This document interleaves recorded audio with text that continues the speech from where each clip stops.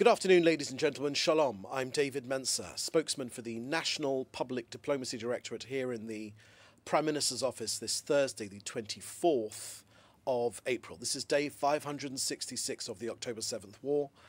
18 and a half months since this country was attacked and our people stolen. I'll provide a very quick update and then we'll get straight to your questions. Please put your questions in the chat and we'll take them. Please remember to put your name and your news outlet. This morning at 10 a.m. on this warm spring day in Jerusalem, a few hours ago, sirens sounded across this small nation. Not the sirens that we've become used to, the siren that undulates, the sound that goes up and down, that siren that immediately injects adrenaline into your heart and sets your pulse racing, that warns of incoming ballistic missiles from the Houthis, from Iran, or rockets from Hamas or Hezbollah. The siren that immediately makes you wonder, where are your kids, where are your parents, and if they've been able to find safety of a bomb shelter or a secure place. No, this was a different siren. This was a steady siren that maintains its high pitch for 2 minutes. At 10 a.m. this morning, the nation stopped. If you were in your car, then you stepped out and you stood with your head bowed. Traffic lights changed from red to green, but no cars moved. Israelis of European heritage, of North African heritage, of Arab heritage, no matter.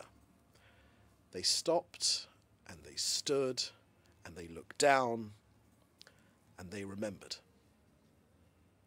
6 million Jews murdered by Nazi Germany, and all too willingly by their collaborators too. Many here in Israel do not need reminding. I happen to be with my dad this morning. He does not need to be reminded to remember. Indeed, his very first memory is actually of a cold, snowy winter's night in Hungary, with the night sky lit up by the flames of his family neighborhood synagogue burning and crackling into the night sky. He doesn't need to be reminded to remember.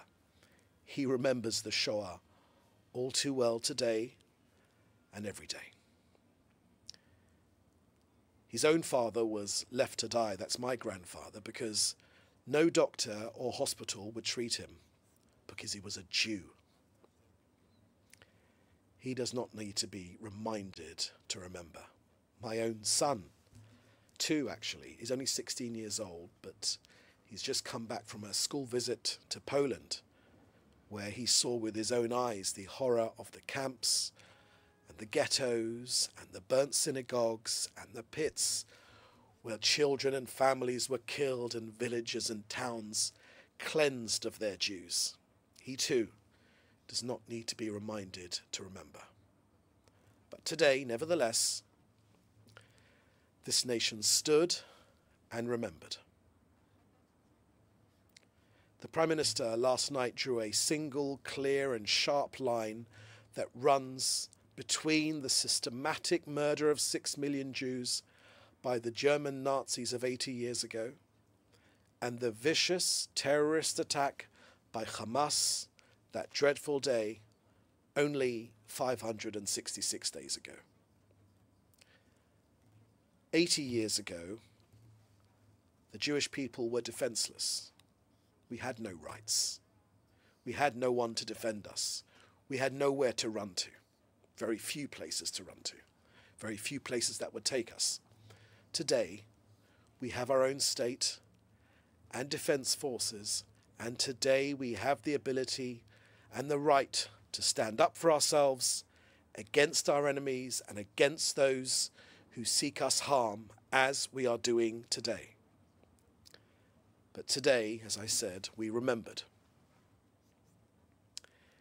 Israel remembered not only to honor the past, but to ensure that never again is not just a promise, an abstract thought, but it is a policy. It is a government policy, and it's backed by strength, and it's upheld with resolve, and it's heard by every enemy of the Jewish people, wherever they may be.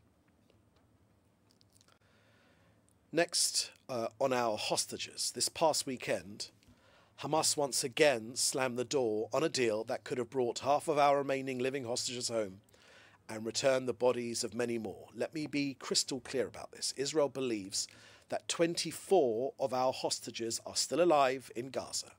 35 more were murdered by Hamas and yet are still being held hostage.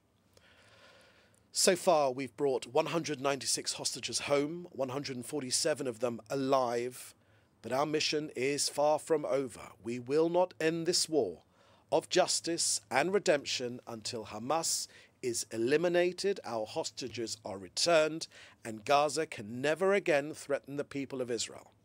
That is our duty, and that is our promise. Hamas could have freed our hostages this past weekend, but they chose terror over humanity.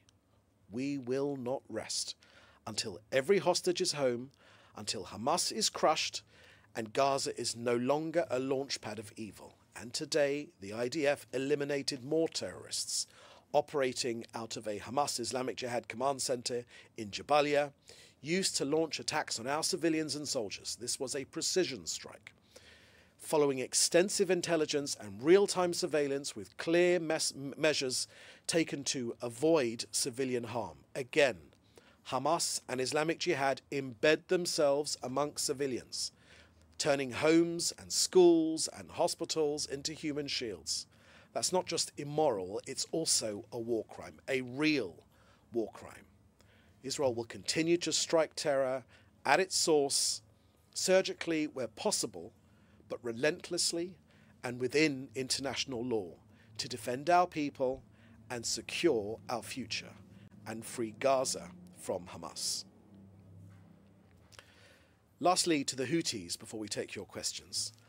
On Tuesday night, just a couple of nights ago, the Iranian-backed Houthi terror regime fired yet another ballistic missile towards Haifa, aimed straight at Israeli civilians. Make no mistake, my friends, the purpose was mass murder. It was intercepted before crossing into our territory. The Houthis are a proxy of Iran. Their goal is the destruction of Israel. We will never tolerate threats to our existence, not from Gaza, not from Lebanon, and not from Yemen. And our response to terrorism is not hesitation, it is force. And if the Houthis keep testing us, together with our allies, they'll keep discovering the cost. That's the end of our briefing here today. Please put your questions in the chat and we will take them. First question I can see here is from Fred Ager from Interplanetary TV. And your question, Fred, is Israel has not yet responded to Hamas's latest position on a deal. Current stalemate positions, you say, are Hamas demands permanence in ceasefire duration. Israel offers temporary pauses. Hamas demands full exit from Gaza. Israel seeks security zones. Hamas proposes releasing all hostages in one go. Israel insists on phased exchanges. What updates can you share with the public on ending this stalemate and the suffering of the Israeli hostages? Thank you very much for that question, Fred. I know that your question comes from a good place. You know that Israel has a responsibility to bring home all of our hostages, and that is precisely what we're trying to do. I won't give you a running commentary on negotiations, and I'm not even going to comment on whether the assertions you made in your question are correct. But let's start with the bleeding obvious, and many people seem to ignore this fact. Hamas could end the suffering of the hostages and the Gazans today, right now, with one decision. They kidnap them, they hold them, and yet somehow it seems that the world keeps asking Israel to make more concessions, not Hamas, to release the people they brutalized and they are still holding. Israel's already agreed to multiple deals. We've paused the fighting. We've released terrorists. We've taken enormous risks. What has Hamas done? they have stalled, they have lied, they've hidden behind civilians. So here's the brutal truth. If you want the suffering to end, if you care about human rights, then direct your questions to where they belong. Don't ask Israel why we haven't accepted Hamas's latest terms. Ask Hamas, why haven't they returned a single hostage unconditionally? Ask Hamas why they continue to use women, children, and elderly Israelis, as well as Gazans, as bargaining chips. That's the real reason for the stalemate. Okay, next question here is from Joel Pollock. Could you give us an update on the wildfires near Jerusalem?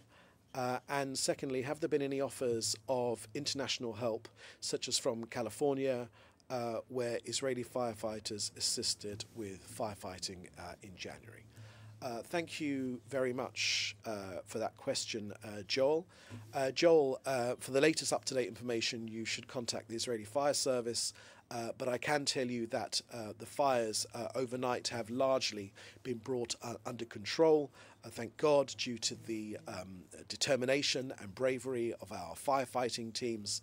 The Prime Minister has commended the police and the firefighting service and all the emergency services on their efforts to put out the fires. They are not all put out, but they are largely under control, particularly around Jerusalem. But for further information during this, what is a very dry period and very high temperatures, please contact the fire service or the police. And I haven't got any further information about your question about California. No doubt the fire service could perhaps assist with that particular point. And a question from Sharon A. Sharon from the Baltimore Jewish Life.